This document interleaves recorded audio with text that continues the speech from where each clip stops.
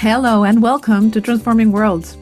In this episode, I speak to the wonderful Ashley Lukasik. She's a strategist, filmmaker, and the founder and CEO of Murmur Ring.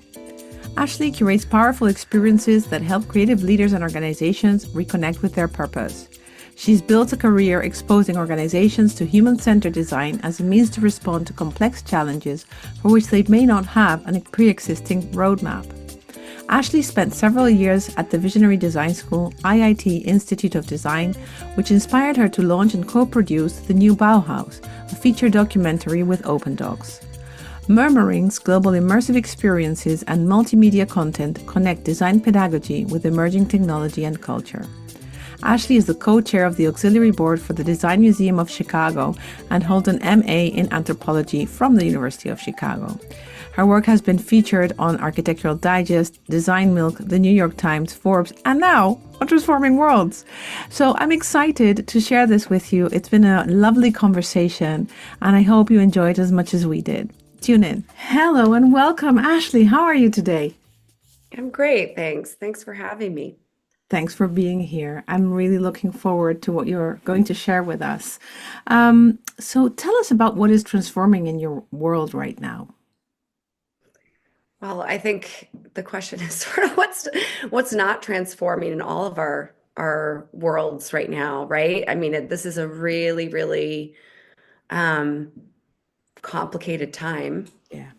It's a dangerous time and a scary time, I think, for a lot of people. So, um, yeah, it's almost like what is actually stable that we can rely on? What do we actually know versus, what do we not know at this time of total uncertainty? Yeah, yeah, there's a lot we don't know. And that's very uncomfortable indeed for most people. So, Mhm. how do you look at that from the perspective of who you are and what you do? Perhaps tell us a bit about yourself for the audience. Yeah, that's an interesting question. So, you know, just personally, I'm a mom, I'm an entrepreneur, I come from design, um, and I have a small company. It's called Murmur Ring. We're an experience design and storytelling agency here in Chicago.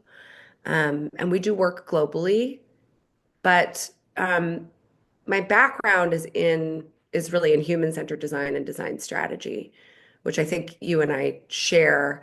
And so those of us that subscribe to human-centered design look at that as one avenue or vehicle to navigate complexity. And I think that's been true for a long time, particularly with emerging technology, changing business structures, changing industries, mounting issues that need to be addressed, such as climate change.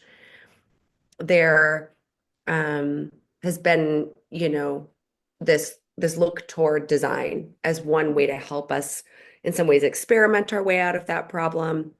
In some ways, just reframe the problems that we're looking at so that we can tackle them and prioritize where we should play and how we can win in terms of, the changes that we'd like to see made.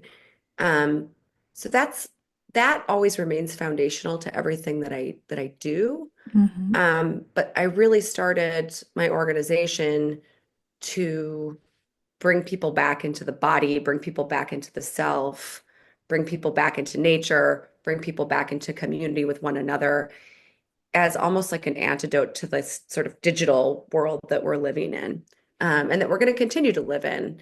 It's not to suggest that we're going backwards in terms of digital, but it's to suggest that we need some counterpoints to the digital way in which most of us are working and going about the daily tasks of our lives. So that's really kind of core to to what I'm up to. And when you look at those counterpoints, what's the role of design in kind of rebalancing things? Hmm. I mean, I think that's a good question. My thought on design at the moment, and maybe you've been, having these conversations as well, is that there's been some pushback on our industry in terms of has design, and I'm talking about, again, like human-centered design, design thinking, design Hmm. strategy, Yeah. um, has design delivered on the promises that it made, to really like help organizations transform themselves entirely or again to solve for some of these major hurdles. And some of what's I think happening in that conversation is design has in some ways very much married itself to business interests Yeah. and has been validated to some extent through the sort of corporate alliances in which it's played out. And what that means to some extent is that design has been largely in the business of getting us to want and buy more things. You can think about it that as like filling up landfills with more plastic in the in the example of some product design. Hmm. But even with what's going on with AI and the environmental impacts of that, which are pretty profound, it's like, has design actually um, helped us solve problems, or is it actually like in the service of creating more problems? So I think that's sort of one issue that's kind of a pushback on this field that kind of calls designers, to task to be in the service of something more important and bigger, and more critical for humankind. So that's one piece of Yeah, it. yeah. Yeah, I think that's an excellent reflection, and it's very true. I think that as designers, we aim to be of service, but we haven't questioned sufficiently what we are being of service to, right? So I always use the definition of design by the late Herbert Simon from the Carnegie Mellon School of Design, who said that to design is to transform existing conditions into preferred ones. And when you think about Mhm. preferred conditions, then what makes them preferable and for whom, really becomes a fundamental question for designers. Why are we doing it? Who are we doing it for? What is it adding? It's not just because of you having a designerly skill or a designerly ability that you actually have to engage in every single problem, asking and screaming to be solved, because perhaps that's not the real problem in the first place, or the solution is not sufficiently transcendent to what actually needs to happen. I think we're not so good as designers oftentimes in taking that step back.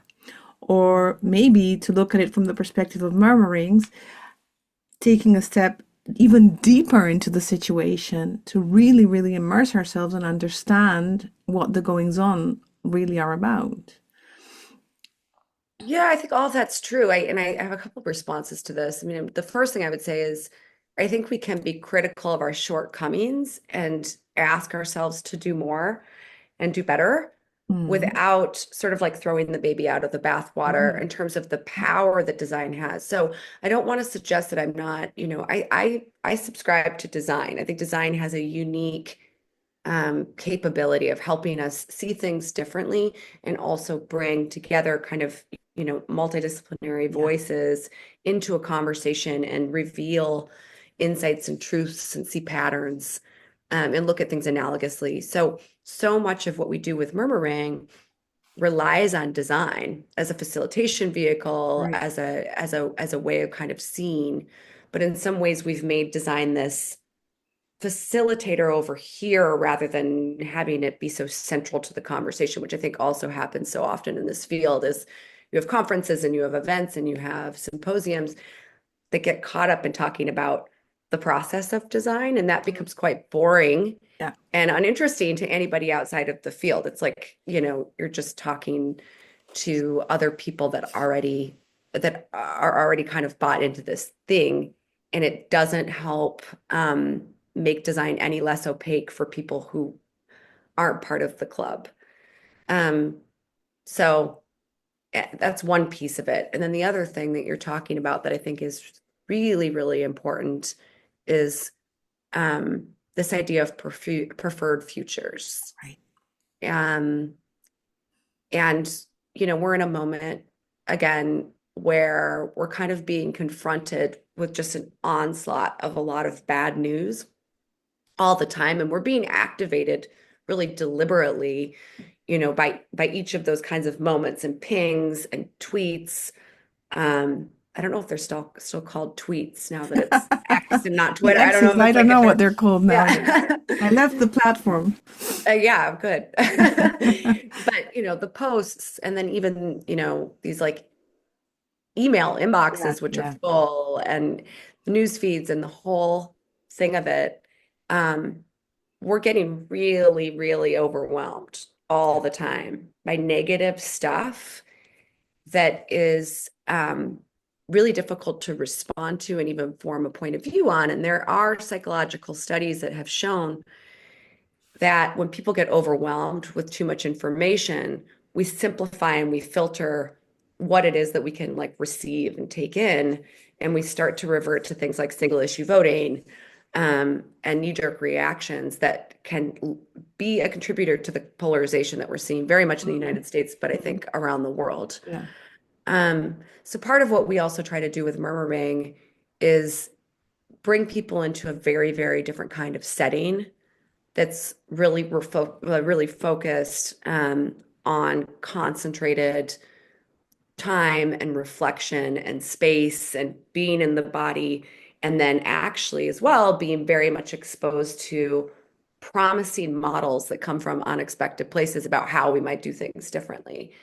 And it's interesting thinking about the idea of preferred futures, because oftentimes I find that some of the most compelling and inspiring examples that can help us see those transformative possibilities are really rooted in very traditional, sometimes indigenous, local, community-based, kind of simple, like realities of just Okay. solving problems within a particular context. Um, and we have lost track of the power and value in many of those models and actually need to revisit them and think about how we adapt them or learn from them in this current context, Yeah. which I think is probably where there's quite a bit of overlap in the work that you do. And Yes, for sure, for sure. I think that it's we have to create those spaces for ourselves. This is one of the things that design brings us, right? That if we are only making and acting and performing and delivering, then there is no time to really build the story, build the understanding, build the narrative, the space holding ability that is going to then give the design its full potential. And so finding the spaces to do that, and in your case it's those are particularly, as you say, embodied spaces, physical spaces, purposeful spaces that you help create. But even if it's just spaces in time, slices of time, saying right now I'm just gonna consider something, inquire about something, not necessarily do something about it. It's something that we as designers have always needed. I mean, we have a bias to action, we have a bias to making. We tend to think with our hands and prototype stuff. So developing this ability of inquiry, of curiosity, of wanting to know and understand more in depth has been instrumental to becoming better designers. And as the world was looking at the hype of design thinking, I think most of us in design practice were looking for how can we create those strategic design spaces to understand what are we really working on? How do we avoid the entropy of our creations? How do we anticipate for things to be more durable, more lasting, more meaningful?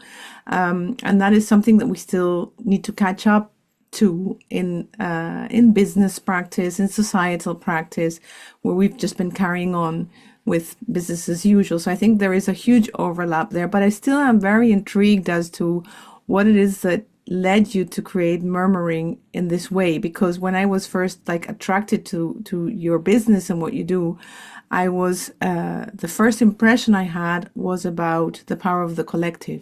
So as birds and murmurings, to together generate this understanding.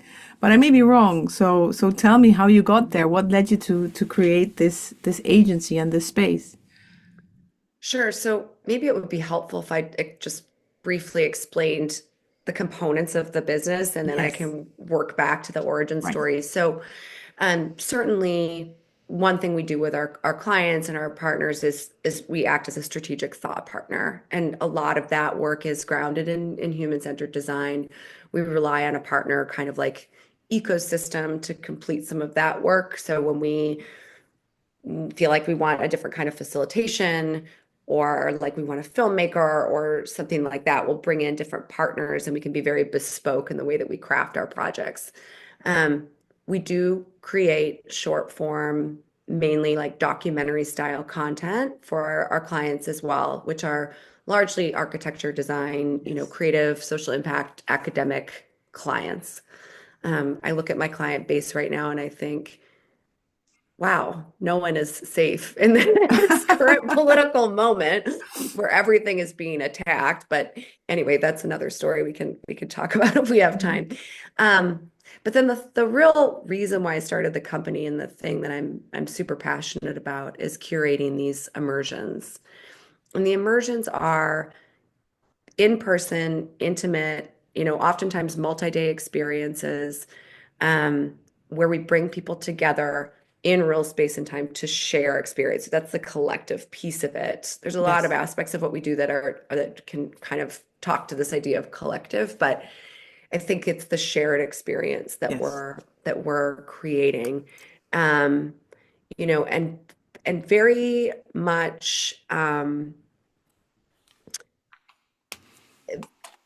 very much prepared for the groups of people, which are sometimes clients. Sometimes we have a mixed group of like, creatives who sort of self-opt in to participate in one of our immersions. Um, but with the idea that we're taking them on a journey Hmm. and also that we're not going to try to control the outcomes of what that, journey means for Yeah. them. So we Yeah. have some hypotheses and ideas and insights that we hope that people arrive at. And then there's also this kind of organic like element of surprise, which is what real experiences offer. And that's also the piece of it that I think makes it so different and valuable right now in a moment where we're leaning so much into automation and convenience, is to say, what's real experience? What do we gain from that? What is the value when we let things unfold? Mm. Um, so we'll bring people kind of anywhere in the world. We've done these immersions in Hong Kong and Shenzhen, Mumbai, Detroit, Mexico City, New Orleans, Bogota, Oaxaca, San Francisco, Los Angeles, so Well, you've been Chicago. So everywhere. we've been all over the world. And we've looked at different themes in different locations. Right. So we've looked at things like, AI and design.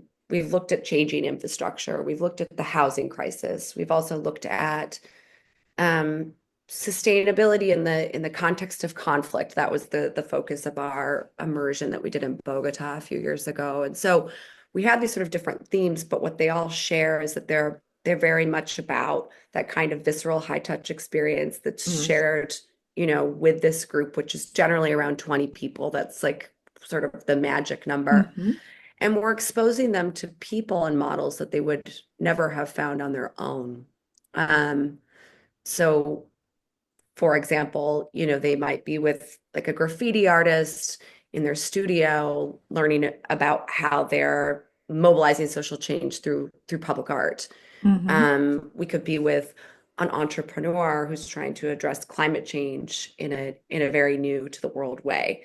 Um, in Peru, where we're planning to go in June, we will have a whole mix of different, I guess, like site partners or hosts that range from like traditional producers in Yes. ceramics, textiles, um, indigenous spirits, food. We're looking a lot at gastronomy there, and actually using the lens of gastronomy to also think about design. So gastronomy has very much exploded in Peru, and we see this as a sign of what's going to happen in terms of the explosion of design. So that's one thing that we're looking at there. But we're also looking at things like healthcare models that serve indigenous populations in a different way and provide access and honor um, some of the indigenous belief systems around wellness, and are sort of creating a useful marriage between access to state-of-the-art medical sort of facilities and care while also respecting and integrating um, what communities have always practiced. Yeah.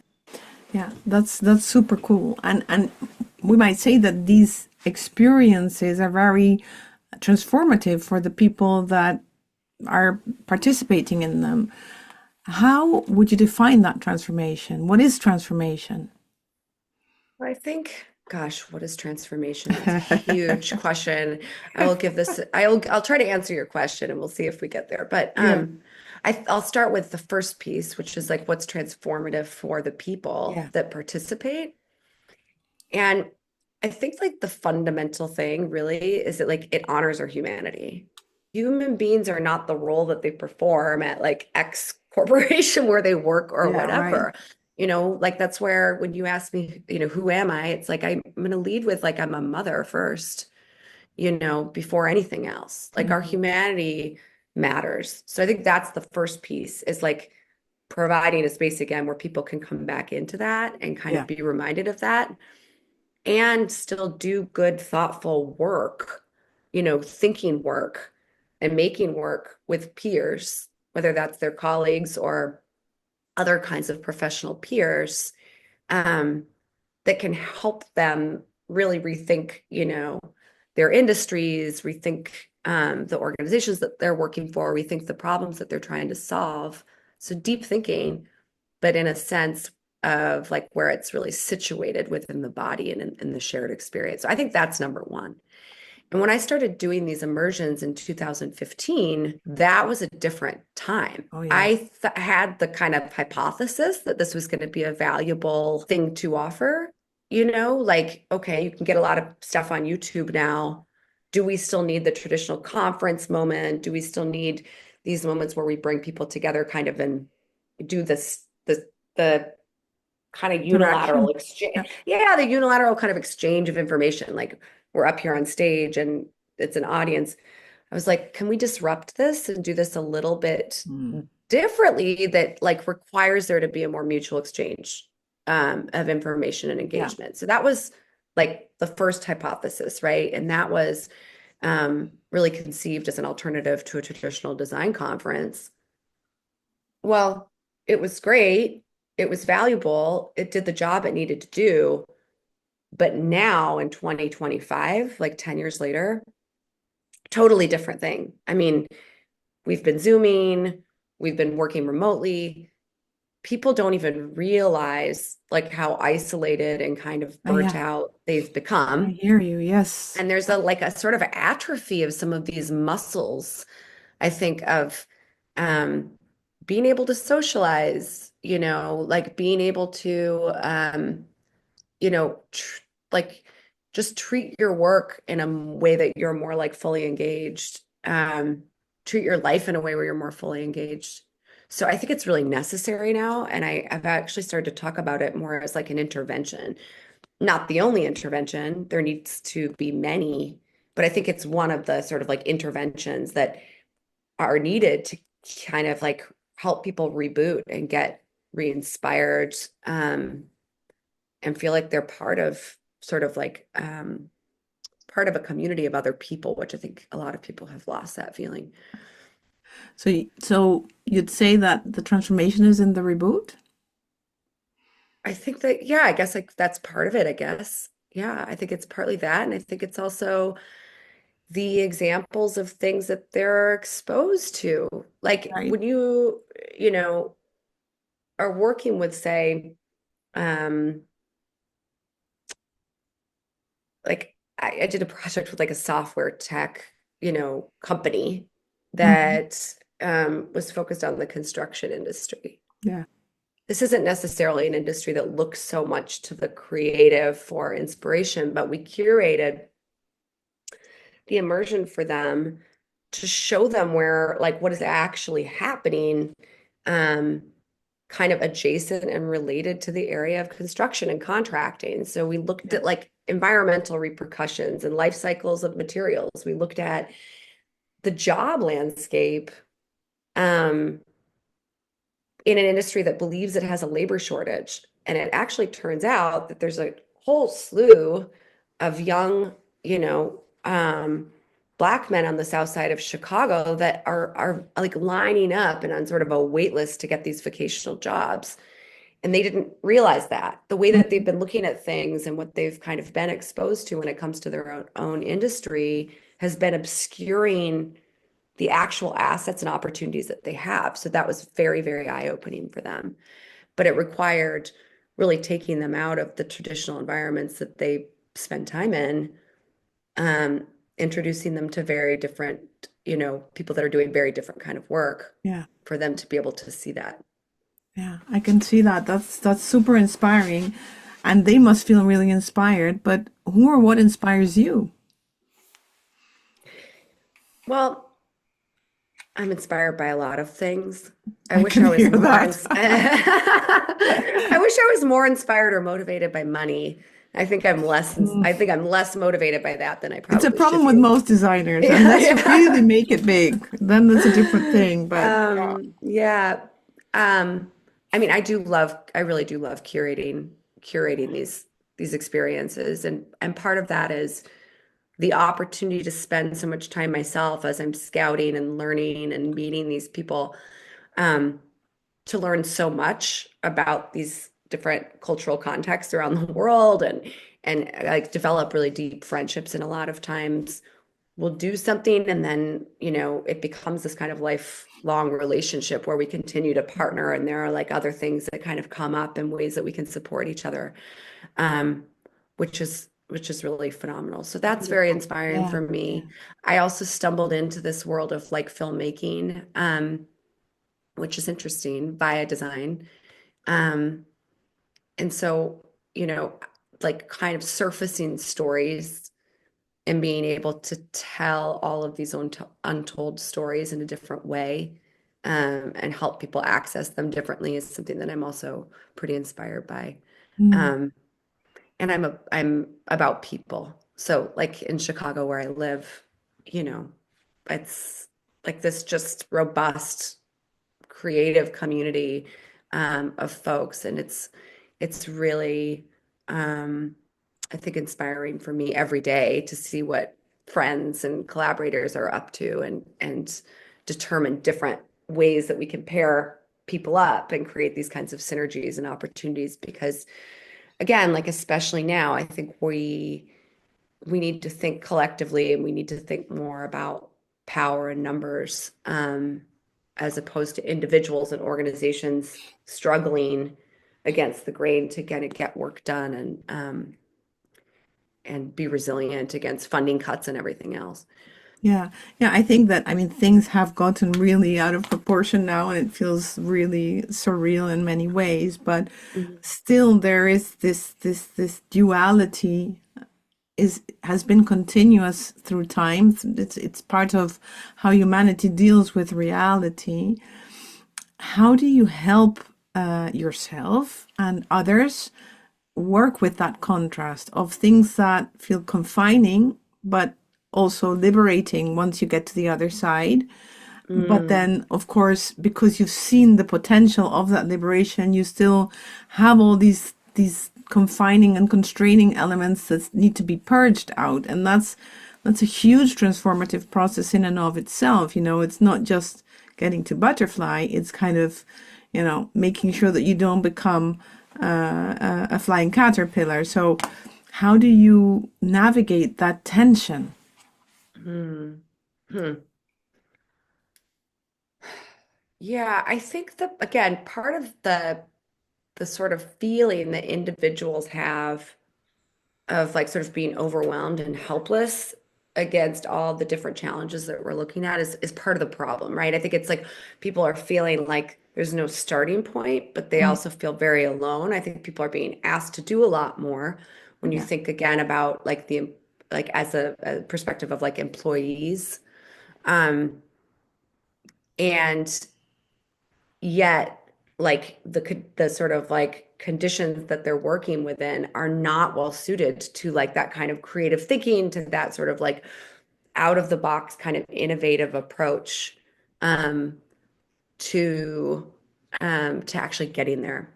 So I think that's the first thing that should be considered, and I think that's a lesson that like any organization can sort of adopt in its own way is like, what's the setting? What's the environment that we're creating to like help people like be able to feel somewhat free to Mhm. even like I think experiment with some things because I think we also do need to like embrace that a little bit more. For sure, for sure. But I think that in practice, for many people, this feels exceptional. Like, okay, we did Mm, that once and then we went back to business as usual. You have to, there is a transition between those worlds. There is a way to navigate that.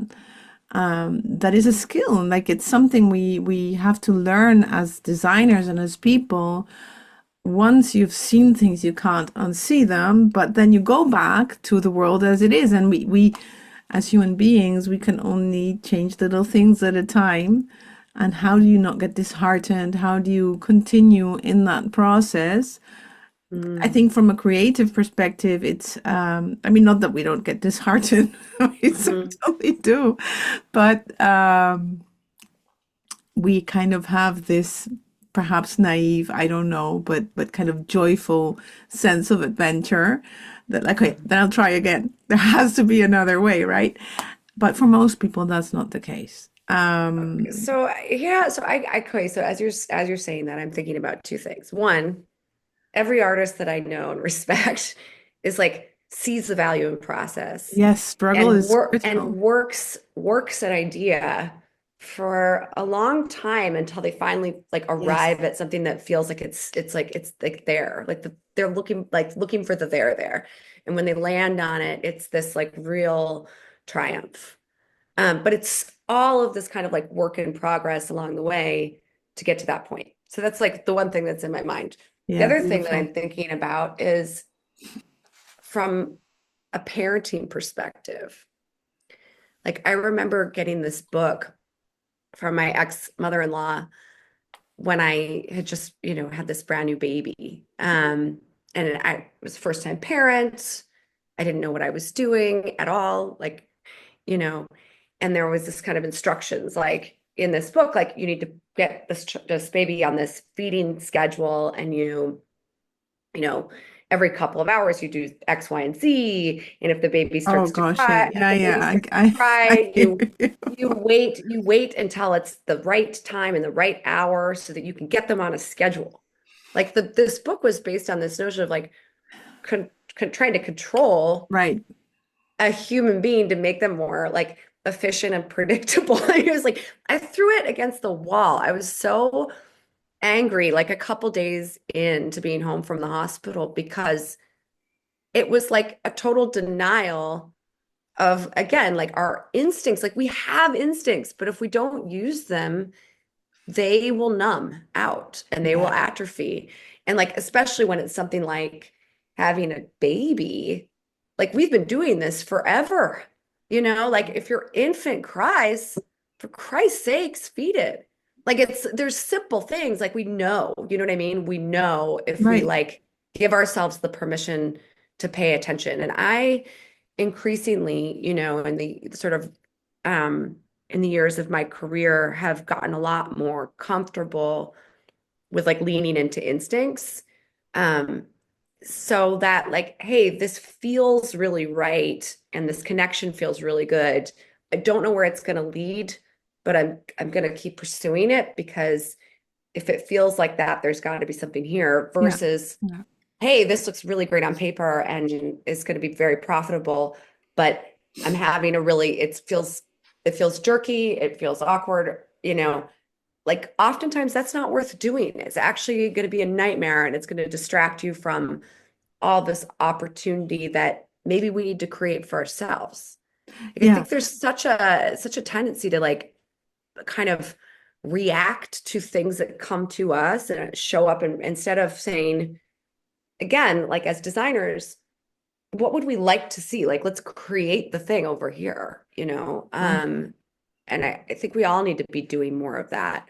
I think that's super valuable. I mean, there's a reason why, as kind of more than animals, as we like to see ourselves as human beings, why we have frontal lobes, and our frontal lobes are actually a capacity that comes after the instinct, and that's how we're wired, and there's good reason for it, otherwise we wouldn't survive.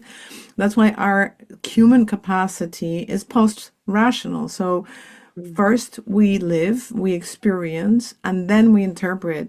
If you are trying to interpret, you can't save yourself from whatever risk that you are being confronted with in terms of your own survival. So we have lost the capacity to do that. We have felt as humanity that we had to go about things following rules, procedures, and being intelligent, whereas it's the other way around. It's not.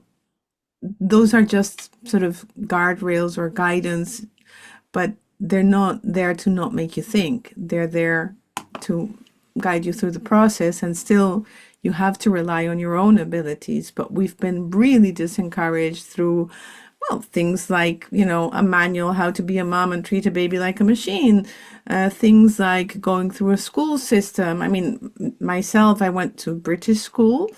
I'm Argentinian, so in Buenos Aires, and I'm old enough that we were still hit at school if we were not, the way we were being Wow. disciplined was we had to put our fingers up like this and they would hit you with a ruler. And I can tell you it hurts a lot, especially if you're 6, 7, 8 years old, right?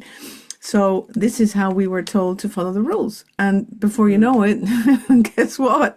We're following the rules, and we've lost that embodied contact with our knowing, because there is a knowing there Mm-hmm. that, put to good use, then can be actually an ability to craft the world around us, the choices we make, the actions, the behaviors, etc. But we definitely need that reminding that you are doing so well.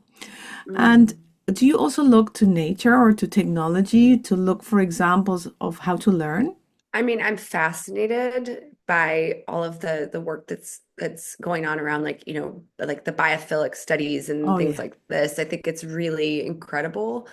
Um, I personally like think about I access nature through like the human beings and the relationships. So Yes. that's sort of like, tends to be the pathway.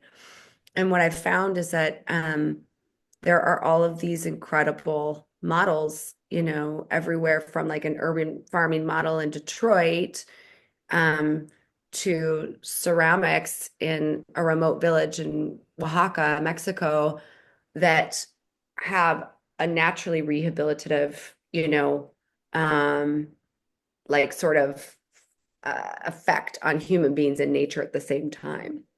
Like, so I'm really interested in that. Like when people are in the process and communities are in the process of like sort of living on the land and repairing the land.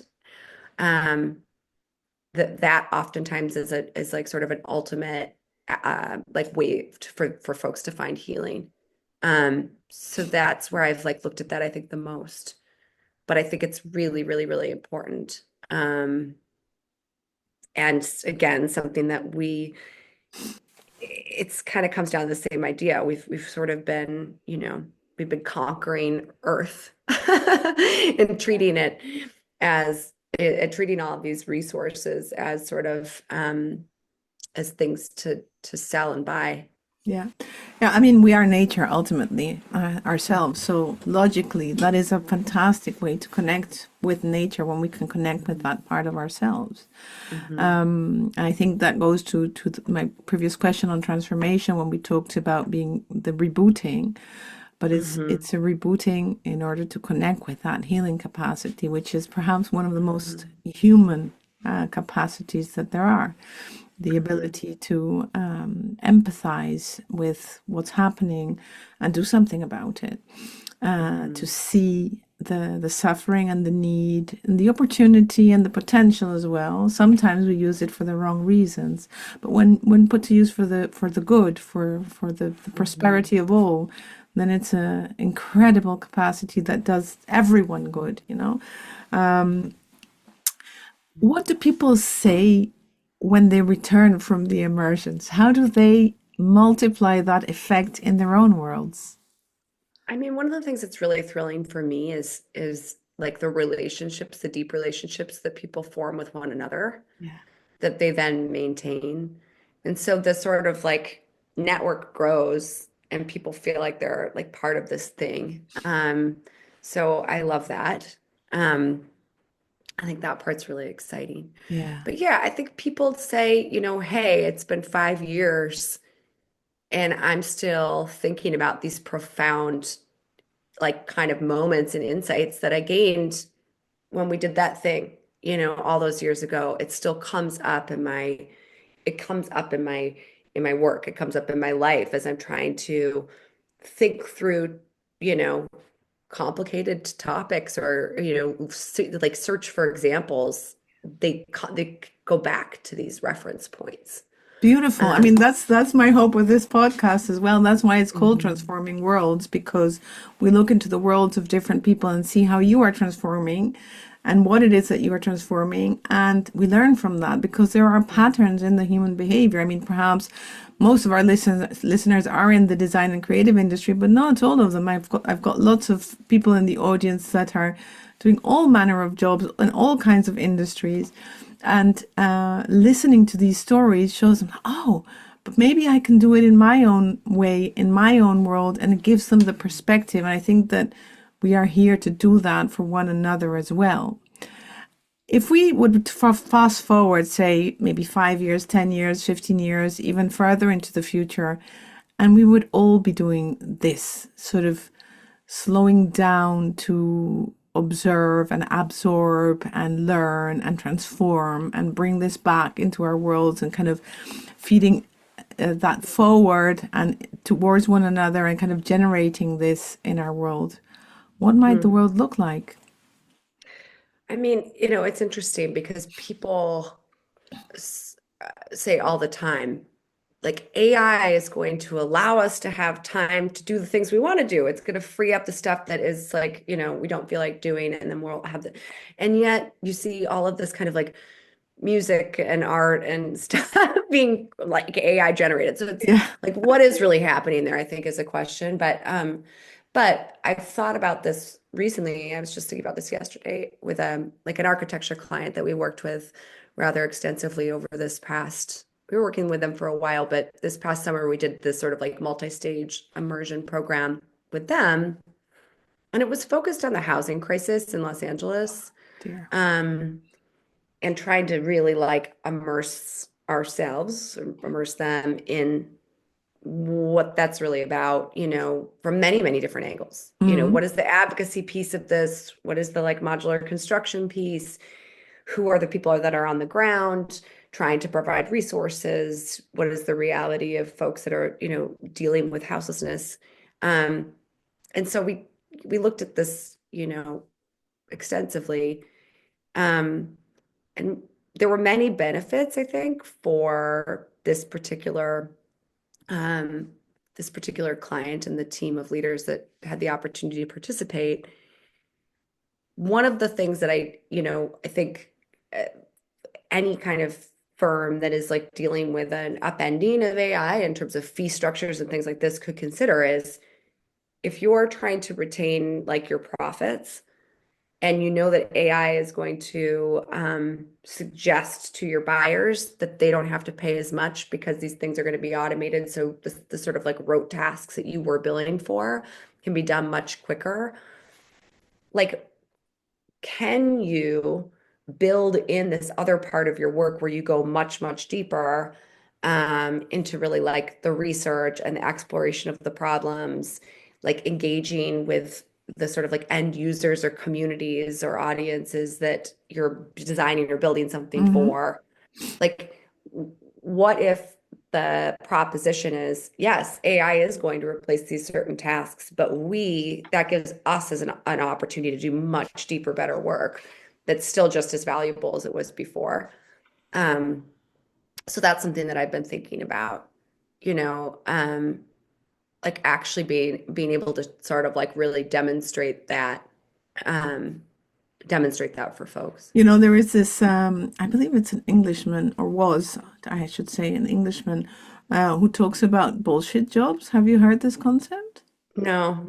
So essentially, people who know, and like it's a huge amount. Like they did like all of this market research about it, but it's like I don't know, a huge amount of people who are working in office environments.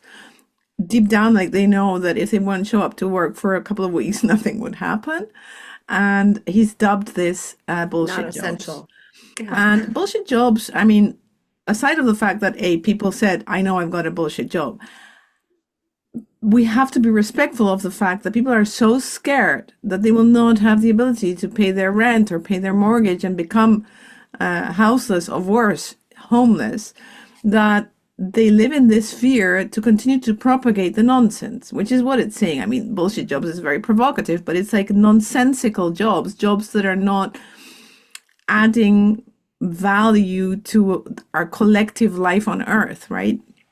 And I think that the future you're proposing is super interesting. It's like we get to do the deep work, we get to do the playful work, we get to do the stewardship work of saying how do we make this Yeah. place even better? How do we Yeah. leave it behind in a way that is better than how we found it, right?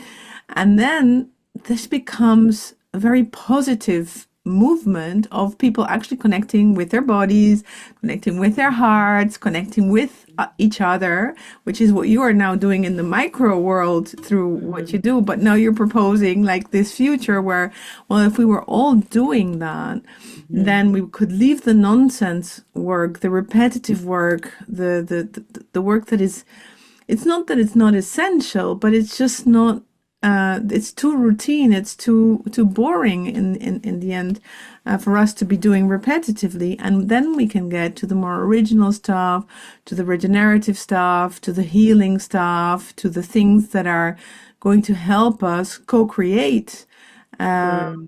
the world that we are Hmm. co-inhabiting with all of life forms on the planet. So I think that's I'd love to be part of that. I'm afraid I'm not going to make it in 50 years time, but perhaps if we find ways to do that more and more, we can accelerate that for one another. Well, I think what you're talking about is like scaling the transformation. And I think Right. it does kind of start at the individual and then the collective, and then then culture starts to build, and if you can create ambassadors within an organization that like actually experience this and start to believe in that and own it, then they're starting to enact that. And it's like moving away from this kind of top-down kind of leadership, you know, model that so many organizations rely on. Right. But And I that, do, sorry, go ahead. well, the other thing I just was going to say is like, I really don't, even though people, I agree with you. I think people resort to kind of um, these kind of like these things that they know how to do and can repeat and a way to make themselves valuable um, when they don't and or like make themselves sort of like what they think is maybe irreplaceable or something when they don't know how to do the bigger things, that they don't know how to think about the bigger things, and when the conditions have not been created to allow them to get there. But I think people ultimately, like in their heart of hearts, most people I think really hate the knowledge that they have a bullshit job and that it Of doesn't course, matter of at the end of the course, day. of People want to course. feel like their lives have meaning. All of us do. I even think that that's like why design has been, has had some of the success that it's had, because I think it like made a lot of corporate folks like feel less like a suit and more For like sure, for a sure. creative thinker. Yeah, no, and all of us need that search for meaning. I mean, that is essential for us, sort of that is what human nature is about, really, of understanding why am I here and how will I contribute. I mean, we're in the end, we're all sort of boy and girl scouts, or however we gender identify. We want to do things for the betterment of the world, but it seems that we've constructed a system around ourselves that has become an impediment to that, and then we spiral down.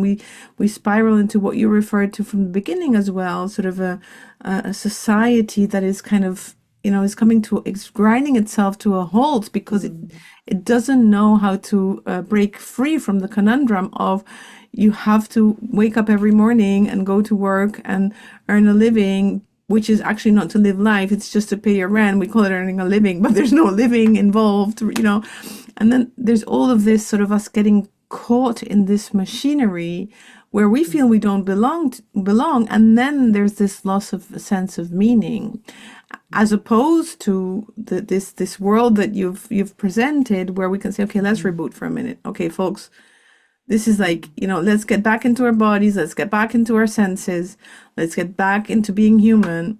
And now let's look at things again, and let's reimagine what that might look like by looking at examples far and wide, looking for inspiration, looking for what's out there that we may not have known, we may have forgotten to wonder about.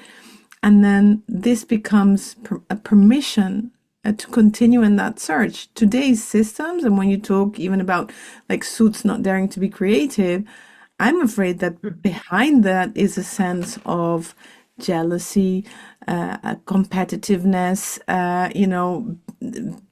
stepping on people's heads, doing things that are mean to our fellow human beings, and having to live with that, which it feels very alienating, because if you have to be mean to get ahead, then you're afraid that someone's going to be mean with you because you've learned to expect that. And then there is all of this kind of alienation and being further and further away from ourselves and each other. And I think we need to do the contrary movement of saying, what if we trust? What if we dare? What if we dream? What if we wonder? What if we try? And as we do that, we empower one another into that movement and into that murmuring as a collective. So I love the way you used Murmur Ring there. I was reading about you, and that's like this image came to mind. What do you think that new generations would say to us if they were to look back and say, Carol and Ashley were talking back in 2025, and they were seeing all these obvious things. How come they didn't notice? What might they say? God, that's such a tough one, because who knows what we're going to be? You know what I mean? It's like we have such an opportunity to get this right and such a risk of getting it wrong. And it feels very, very much like right now. Yeah. I see young people and hear from young people that all seem to kind of be saying, like, what are we doing? Yeah. Like, what is this about? All the stuff that people used to want to have and own and whatever, we don't care about that.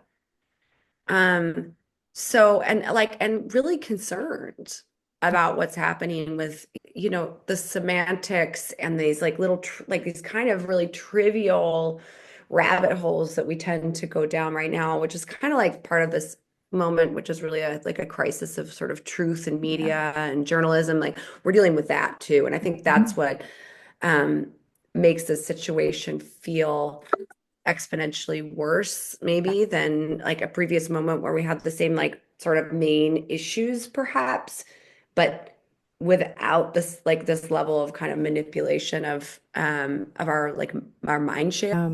Yeah. It's I've mentioned it before in my podcast. Sometimes goes more into the spiritual realm, and I've mentioned it before that in spirituality today, the rise of consciousness is believed to be something that is allowing us to learn positively, not only negatively. So we come from all of this religious doctrine, regardless of which religious doctrine you're part of or not, but we come from this belief that if you do bad things you will learn, and that's not necessary. You can also learn with curiosity, with appreciation, with wonder, with each other, in conversations, in comparing and contrasting perspectives, in realizing that there is also a positive and joyful way of going about it, and that actually it's the natural way, right? It's like Earth has already taking care of that. There's enough. The scarcity is just something. It's a construct. It's something that we thought Mhm. about and rules that we created. And if we created them, it's also us that can change them. But these things certainly take time. I love that. I think that's really, really well said. And I think so important to remember all of these answers already exist. We can go see these models at play, experience them for ourselves, talk with people that are that are leading this, and like think about how we want to adapt that in whatever context. Right. And And it's happening it's from yeah. all sides, right? So looking at biomimicry, looking at ancient technologies and Aboriginal technologies, Mhm. but even AI is holding that mirror up to us. It's like, okay, I'll Mhm. take care of the silly task. Now you go and do the sort of Mhm. creative thinking and original stuff. Go, go, go, go, chop, chop, go play. Mhm. Even those signals are there if we want to interpret them that way. But we're still in the culture of fear for sure. And that it takes time to let go of that. You have to, kind of build trust in yourself that it's okay. Yeah. I mean, I will say this, like this doesn't sound maybe particularly optimistic, but I think you could think about it optimistically too, perhaps, which is, my mentor There you always go. says, that it's very difficult to make change without fear or pain. So Of like course. fear or pain are this kind of like they are catalysts that motivate change. Yes. So we have to kind of like live through this and work through this to get to the other side. And I think that, obviously everybody's like, oh, like what is that other side going to look like? But that's our opportunity right now. Yes, for sure. I also blog on Substack, and one of my first blogs was like, I'm going to tell you where transformation starts. It starts at the end of what you know, right there. It doesn't start in the beginning. So you have to go through this crumbling down, this sort of today it's fear based, but there is, as you did beautifully, like you reframed it yourself already, it can be seen optimistically as well. It's like, oh, I wonder, I don't know, what might it be? And that can be something very positive, very surprising, because it doesn't have an agenda, it doesn't have an expectation. And that's the systemic weaning that we have to do, like you beautifully did with that mothering book that they gave you. Yeah. Yeah, Throw it's it at just the like wall. ditch it. Yeah, ditch it. Follow the path of understanding and of love and of feeling, and then you'll know. Which brings me to my last question. And that's what I call the quest for questions. So when we face the unknown, we don't have answers. So I can't ask you for those because we don't know. But we have a lot of questions. What's your next question? Wow. One of the things that I think is so kind of characteristic of this moment is that we are being confronted with a lot of like opposing truths. And we Yes. have a really hard time, I think, as individuals, but then also as media, as society, as, institutions, whatever, to like hold two opposing truths in one plane at one time. And so I think that's like, I think one of those like larger questions that I'm always struggling with is like, how can we start to hold truths and allow two truths to exist? Beautiful. That's so important. Yeah. Yes. Really understanding that there is a multiversality of things, and not, it doesn't have to be all the same and all homogeneous. There are so many ways of doing things. So being able to hold that, if we can hold that, we can hold the world. Yeah. So where can people find you and find your work? Let's see. So our website is www.murmur-ring.com. We're also on Instagram, Murmur Ring. There's I think it's mur.mur.ring on our Instagram. I'm on LinkedIn. If people are interested in like learning more about the immersions, which we customize But then we also have this immersion coming up in June in the Sacred Valley of Peru. Wonderful. We're going to add all of that into our show notes. And I'd love to thank you for a wonderful conversation, for being so candid in sharing your journey as a designer. Thank you for having me. It was really a pleasure, and I will say the same to you. You know, you're creating an incredible platform here for people to grapple with these really complex topics and see these opportunities for, for hope and solutions. And so it's fantastic. Thank you. Thank you.